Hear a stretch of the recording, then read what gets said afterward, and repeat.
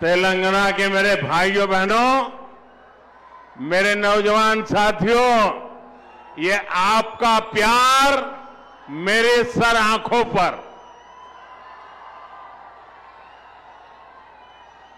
ये मेरा सौभाग्य है कि आप इतना प्यार बरसा रहे हैं। लेकिन अगर आप थोड़ी शांति रखेंगे तो मैं अपनी बात बता पाऊंगा। जगह छोटी पड़ गई है, आपको तकलीफ होती होगी। बोले भारत माता की, भारत माता की। साथियों, हिंदुस्तान के हर कोने में, असम से उड़ीसा और बंगाल से पुडुचेरी तक, ये सिर्फ चुनावी विस्तार नहीं है, ये भारत के राजनीतिक मानस में आए उस परिवर्तन का संकेत है, जहां जनता अब वंशवाद नहीं, परिवारवाद नहीं, विश्वासवाद चुन रही है। आप सोचिए, 10 साल पहले असम में बीजेपी के कुछ ही विधायक थे।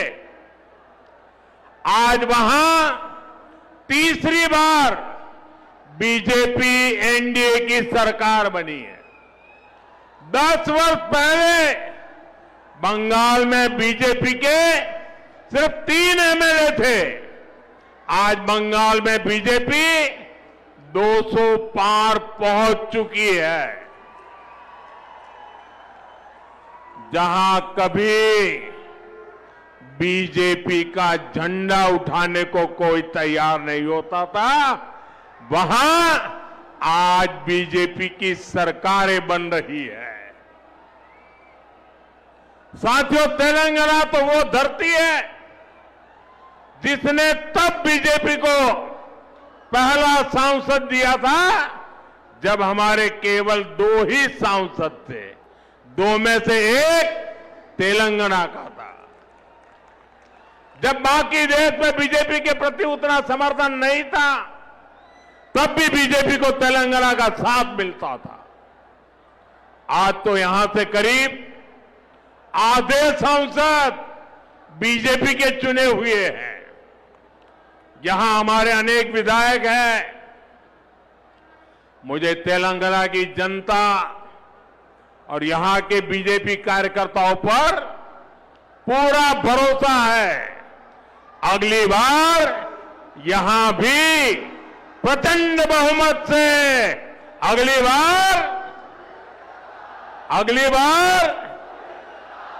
बार तेलंगाना के लोग कांग्रेस और बीआरएस की वादा खिलाफी और इनकी परिवारवादी राजनीति से तंग आ चुके हैं। इसलिए भी तेलंगाना की जनता बदलाव चाहती है। साथियों, बीजेपी का हमेशा ये मंत्र रहा है, राज्य के विकास से देश का विकास। आज जब भारत विकसित होने के लक्ष्य की तरफ तेजी से आगे बढ़ रहा है, तो तेलंगाना की भूमिका भी बहुत बड़ी है। हमारा तेलंगाना, हमारा हैदराबाद विकसित भारत की यात्रा को गति दे, ये केंद्र की बीजेपी सरकार का, एनडीए सरकार का निरंतर प्रयास है।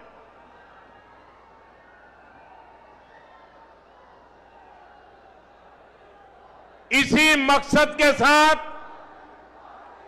थोड़ी देर पहले मुझे हजारों करोड़ रुपए के प्रोजेक्ट्स का शिलान्यास करने का अवसर मिला। साथियों, अभी देश भर में 14 इंडस्ट्रियल कॉरिडोर पर काम चल रहा है। उसमें से एक यहां तेलंगाना में बनने जा रहा है। जहीराबाद इंडस्ट्रियल एरिया में व्हीकल मैन्युफैक्चरिंग से लेकर फूड प्रोसेसिंग तक इंडस्ट्री का एक आधुनिक इकोसिस्टम बन रहा है। ये लाखों युवाओं को रोजगार देने का काम है। ये इंडस्ट्रियल एरिया यहां के किसानों, यहां के मिडिल क्लास के लिए एक नया वरदान बनकर आएगा। साथियों, एक और उदाहरण टेक्सटाइल पार्क का भी है। पूरे देश के लिए 7 पीएम मित्र टेक्सटाइल पार्क स्वीकृत हुए। उनमें से भी एक यहां तेलंगाना में हमारे वारंगल में बन रहा है। ये तेलंगाना के कपड़ा उद्योग को नई बुलंदी देगा। यहां जो कॉटन फार्मर है, ये टेक्सटाइल पार्क उनके भाग्य को बदलने का काम करेगा और इसमें भी रोजगार के लाखों अवसर बनेंगे। साथियों, तेलंगाना के कॉटन किसानों के लिए एक और खुशखबरी है। हाल में ही कॉटन की प्रोडक्शन और क्वालिटी बढ़ाने के लिए केंद्र सरकार ने एक नए मिशन को स्वीकृति दी है। हजारों करोड़ रुपए के इस मिशन से यहां के लाखों कपास किसानों को मदद मिलेगी, किसानों की आय बढ़ेगी और टेक्सटाइल सेक्टर के लिए कपास के इंपोर्ट पर भारत की निर्भरता भी कम होगी। साथियों, बीजेपी का फोकस विकास पर, रोजगार निर्माण पर है, लेकिन कांग्रेस यहां क्या कर रही है, ये आप अच्छे से देख रहे हैं। देश के सिर्फ 3 राज्यों में ही अभी कांग्रेस के मुख्यमंत्री बचे हैं। सिर्फ 3 राज्य। कांग्रेस कहीं भी हो, इनका एक ही मॉडल है, पहले झूठ बोलो और फिर भूल जाओ। चुनाव जीतने के लिए आसमान से तारे तोड़ करके लाने के वादा करते हैं और सरकार बनने के बाद ये बहाने करने लगते हैं। साथियों, हिमाचल और कर्नाटका में कांग्रेस अपने वादों को भूल गई है। वहां की जनता कांग्रेस सरकार से बहुत परेशान है। यहां तेलंगाना में भी यही सब चल रहा है। साथियों, कांग्रेस की प्राथमिकता जनता की सेवा करना नहीं है। कांग्रेस अब देश बांटने वाली नफरती राजनीति का मुख्य आधार हो गई है। कांग्रेस लेफ्ट पार्टियों से भी ज्यादा लेफ्ट यानी पक्की और विकृत माओवादी हो गई है और मुस्लिम लीग से ज्यादा कट्टर वो मुस्लिम लीगी बन गई है। इसलिए लोग कांग्रेस को एमएमसी यानी मुस्लिम लीगी माओवादी कांग्रेस कह रहे हैं। ये मुस्लिम लीगी माओवादी कांग्रेस है। साथियों, देश को माओवादी आतंक के कारण इतना नुकसान हुआ है, तेलंगाना को भी बीते दशकों में माओवादी आतंक के कारण बहुत कुछ भुगतना पड़ा। माओवादी आतंक इतने वर्षों तक इसलिए देश में चलता रहा क्योंकि कांग्रेस और लेफ्ट जैसे कुछ राजनीतिक दलों ने इसको लगातार वैचारिक हवा दी। लेकिन दुर्भाग्य देखिए, आज जब माओवादी आतंक अपनी अंतिम सांसें गिन रहा है, तब भी ये लोग माओवाद को, नक्सलवाद को बचाने में लगे हैं। बीते 11-12 सालों में कांग्रेस के शाही परिवार ने लगातार कोशिश की है कि माओवादी आतंक के खिलाफ एक्शन न हो। साथियों, मैं जानता हूं कि तेलंगाना की जो पुलिस है, उसको अगर खुली छूट मिलती तो मुझे पक्का विश्वास है ये पुलिस अपनी ताकत से केंद्र की नीतियों के साथ कदम मिलाकर अगर वो चलती तो बहुत पहले ही माओवादी आतंक का खात्मा हो चुका होता। लेकिन इन लोगों ने साथ नहीं दिया, इसलिए देश को माओवादी आतंक को पूरी तरह कुचलने में इतना वक्त लग गया। साथियों, बीजेपी एनडीए के प्रयासों से अब तेलंगाना माओवादी आतंक से मुक्त हो रहा है और इसलिए तेलंगाना में बीजेपी की सरकार बननी और भी जरूरी हो गई है। बीजेपी की सरकार यहां नई सोच, नए विजन और नए कमिटमेंट के साथ सरकार चलाएगी, जिसका लक्ष्य होगा विकसित तेलंगाना। साथियों, आज भारत तेजी से विकसित होने के लक्ष्य की तरफ आगे बढ़ रहा है, लेकिन इस समय भारत कई विराट चुनौतियों का मुकाबला भी कर रहा है। साथियों, कोरोना काल के दौरान ही दुनिया सप्लाई चेन के बहुत बड़े संकट से गिर गई थी। कोविड के बाद यूक्रेन में युद्ध शुरू हो गया, उसने दुनिया की परेशानियां और बढ़ा दी। फूड, फ्यूल, फर्टिलाइजर, इन तीनों चीजों पर गंभीर प्रभाव पड़ा। बीते 5-6 वर्षों में इस संकट से निपटने के लिए हमारी सरकार निरंतर प्रयास कर रही है। आपको याद होगा, उस समय और आज भी फर्टिलाइजर की एक बोरी दुनिया में 3-3 हजार रुपये में बिक रही थी। एक बोरी का 3,000 रुपया, कितना? आप बताएंगे एक बोरी का कितना? आंकड़ा नहीं, बोलिए मुंह से।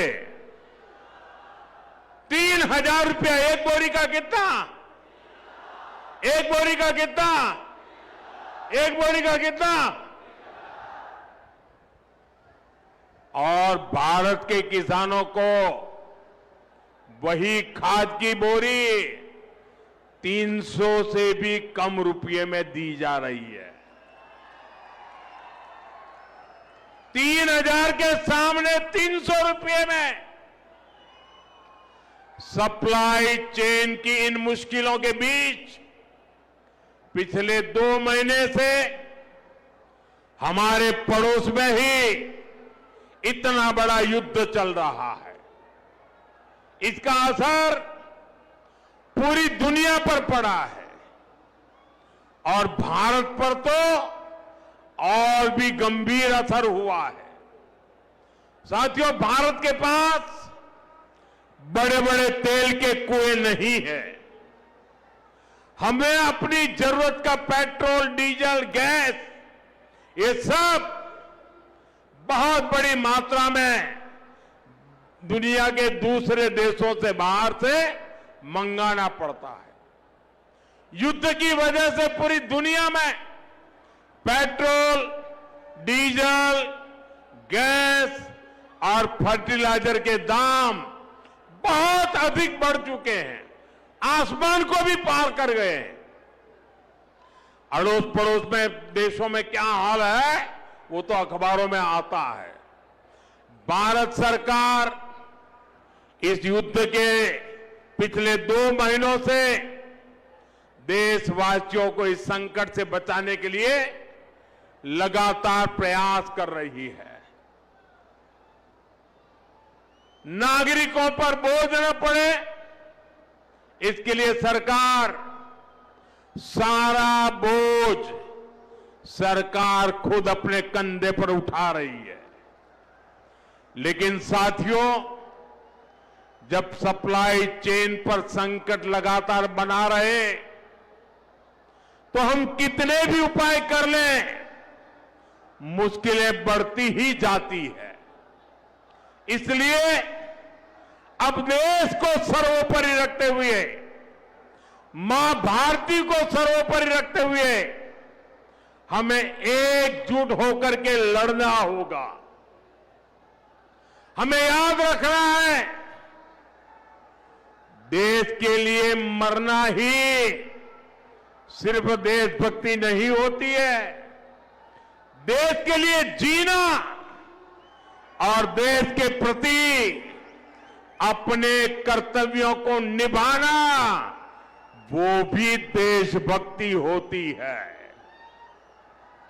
इसलिए वैश्विक संकट के इस समय में हमें कर्तव्यों को सर्वोपरि रखते हुए कुछ संकल्प लेने होंगे और उन संकल्पों को पूरे समर्पण भाव से पूरा करना होगा। जैसे एक बड़ा संकल्प है पेट्रोल डीजल का संयम से इस्तेमाल करना। साथियों, हमें पेट्रोल डीजल का उपयोग कम करना होगा। शहरों में जहां मेट्रो है वहां हम तय करें कि हम मेट्रो का ही उपयोग करेंगे, ज्यादा से ज्यादा मेट्रो में ही जाएंगे। अगर कार में ही जाना जरूरी है तो फिर कार पूल करने का प्रयास करें और भी लोगों को साथ बिठा ले। अगर हमें कहीं सामान भेजना हो तो कोशिश करनी है कि वह ज्यादा से ज्यादा रेलवे गुड्स के जो ट्रेन होती है रेलवे की सर्विसेज से भेजे, ताकि इलेक्ट्रिक रेलवे होने के कारण पेट्रोल डीजल की जरूरत नहीं पड़ती है। जिन लोगों के पास इलेक्ट्रिक व्हीकल है वो भी कोशिश करें कि इलेक्ट्रिक व्हीकल का ज्यादा से ज्यादा उपयोग करें। साथियों, हमने कोरोना के समय में वर्क फ्रॉम होम की, ऑनलाइन मीटिंग्स की, वीडियो कॉन्फ्रेंस की, ऐसी अनेक व्यवस्थाएं विकसित की और हमें आदत भी हो गई थी। आज समय की मांग ऐसी है कि उन व्यवस्थाओं को हम फिर से शुरू करें तो वो देश हित में होगा। Work from home, online conferences, virtual meetings, इनको हमें फिर से प्राथमिकता देनी है। साथियों, आज जो संकट है उसमें हमें विदेशी मुद्रा बचाने पर भी बहुत जोर देना होगा, क्योंकि दुनिया में पेट्रोल डीजल इतना ज्यादा महंगा हो गया है, पहले से कई गुना ज्यादा कीमतें बढ़ गई है। तो हम सबका दायित्व है कि पेट्रोल डीजल की खरीद पर जो विदेशी मुद्रा खर्च होती है, पेट्रोल डीजल बचाकर हमें वो मुद्रा भी बचानी है। इसके लिए हमारे छोटे छोटे प्रयास भी देश की बहुत मदद कर सकते हैं। जैसे आजकल जो विदेशों में शादियों का, विदेशों में घूमने का, विदेशों में वैकेशन पर जाने का मिडिल क्लास में कल्चर बढ़ता जा रहा है। हमें तय करना होगा कि जब ये संकट का काल है और हमारी देशभक्ति हमें ललकार रही है, तो कम से कम 1 साल के लिए हमें विदेशों में जाने की बातों को टालना चाहिए। भारत में बहुत सारी जगह है, वहां हम जा सकते हैं।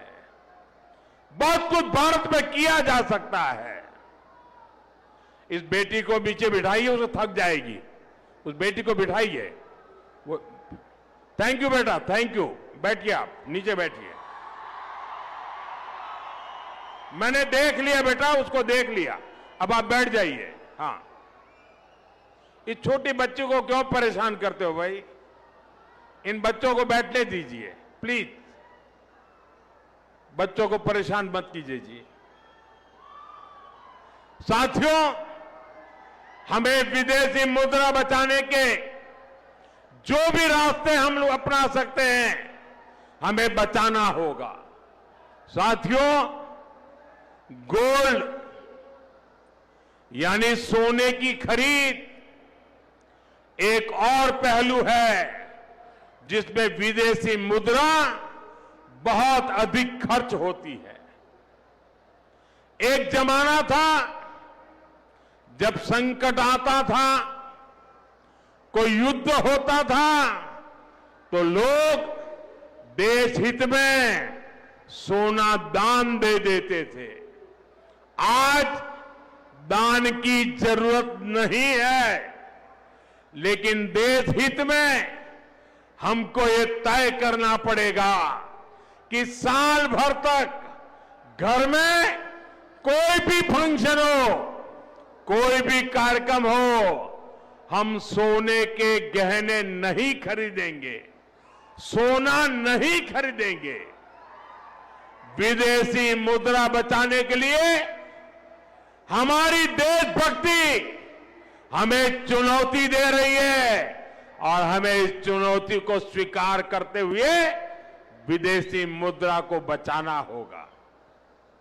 साथियों, ये समय एक और बड़े सबक का भी है। एक समय था जब हम कॉपर एक्सपोर्ट करते थे, लेकिन आज भारत के सामने स्थिति ऐसी बन गई कि अब हमें कॉपर को भी इंपोर्ट करना पड़ता है। हमारे देश में हड़तालें करवाकर कॉपर प्लांट्स को ठप करवा दिया गया और अब हालत ये हो गई कि हमें कॉपर बाहर से मंगाना पड़ता है और उसमें विदेशी मुद्रा खर्च होती है। इसलिए मैं ऐसे सभी मजदूर संगठनों से भी कहूंगा कि हमें ऐसी बातों का जरूर ध्यान रखना चाहिए। भारत को आत्मनिर्भर बनने से जो भी कदम रोकते हैं, उनमें हमें दूरी बनानी होगी। और जो लोग ऐसी साजिशों में जुटे हैं, उन पर भी कड़ी नजर रखनी होगी। मैं देश की अदालतों से भी आग्रह करूंगा कि ऐसी स्थिति आने पर देश हित में हमें कोई ना कोई रास्ता निकालने की तरफ बढ़ना चाहिए। साथियों, ऐसे ही खाने के तेल का भी है। इसके आयात के लिए भी बहुत बड़ी मात्रा में हमें विदेशी मुद्रा खर्च करनी पड़ती है। हर परिवार अगर खाने के तेल में, खाने का तेल का जो उपयोग करता है, अगर वो कुछ कमी करे मैंने बार बार कहा है 10% कम करो। अगर हम तेल खाना कम करें ना तो भी वो देशभक्ति का बहुत बड़ा काम है। आप देश सेवा में योगदान दे सकते हैं और इससे देश सेवा भी होगी और देह सेवा भी होगी। इससे देश के खजाने का स्वास्थ्य भी सुधरेगा और परिवार के हर सदस्य का स्वास्थ्य भी अच्छा रहेगा। साथियों, विदेशी मुद्रा की खपत वाला एक और सेक्टर हमारी खेती है। हम बहुत बड़ी मात्रा में बाहर से केमिकल फर्टिलाइजर इंपोर्ट करते हैं। केमिकल फर्टिलाइजर खेती के कारण हमारी धरती मां को बहुत पीड़ा हो रही है। हमारे खेत बर्बाद हो रहे हैं। अगर आज हम अपने खेत को नहीं बचाएंगे तो भविष्य में फसलों पर भी खतरा आ जाएगा। इसलिए बहुत जरूरी है कि हम केमिकल फर्टिलाइजर की खपत 25%, 30%, 40%, 50% उसको घटाए, आधी कर दें और हम उसके साथ साथ नेचुरल फार्मिंग की तरफ बढ़ें। हम फर्टिलाइजर का उपयोग कम करके विदेशी मुद्रा भी बचा सकते हैं और साथ साथ अपने खेत को बचा सकते हैं, हमारी ये धरती मां को बचा सकते हैं। और यह हमें करना ही होगा। आज वैश्विक संकटों से जो चुनौतियां आई है, हमें उन चुनौतियों को परास्त करना होगा।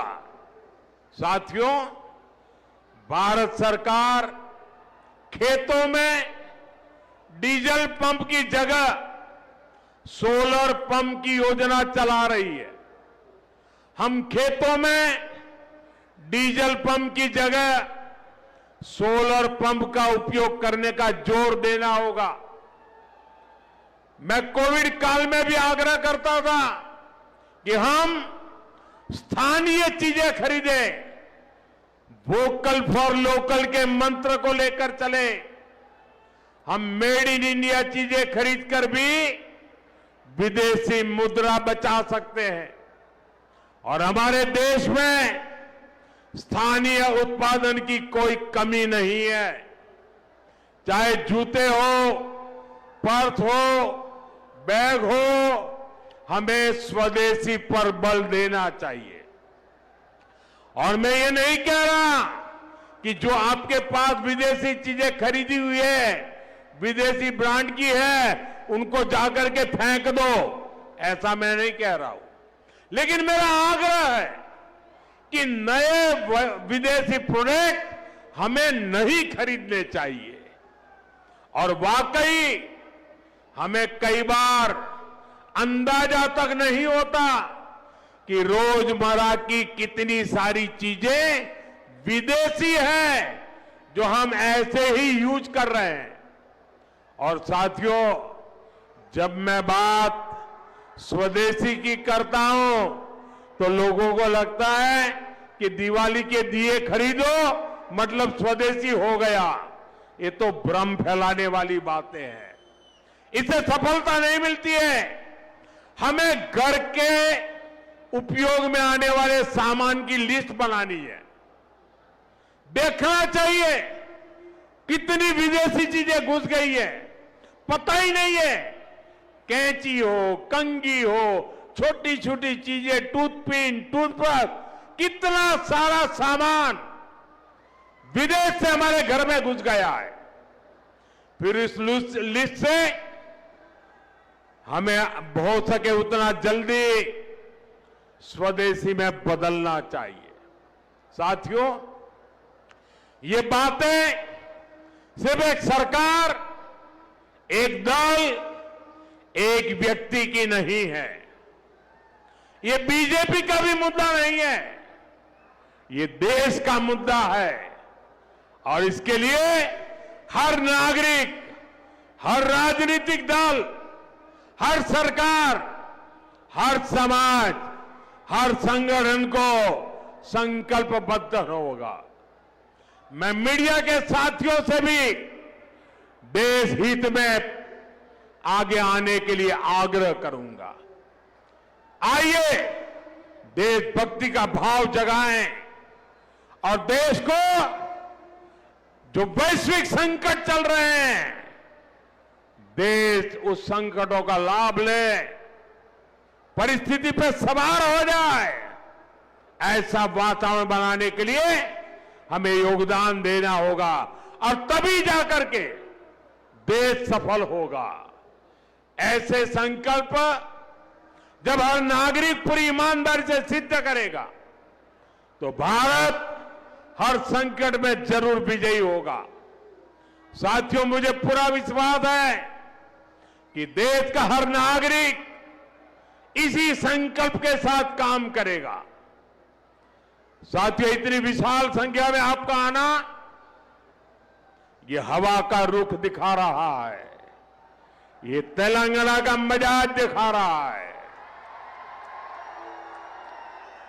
मैं एक बार फिर आप सभी का बहुत बहुत आभार व्यक्त करता हूं। मेरे साथ बोलिए, भारत माता की, भारत माता की, भारत माता की, वंदे वंदे वंदे वंदे वंदे वंदे। Mind Media, the voice of India.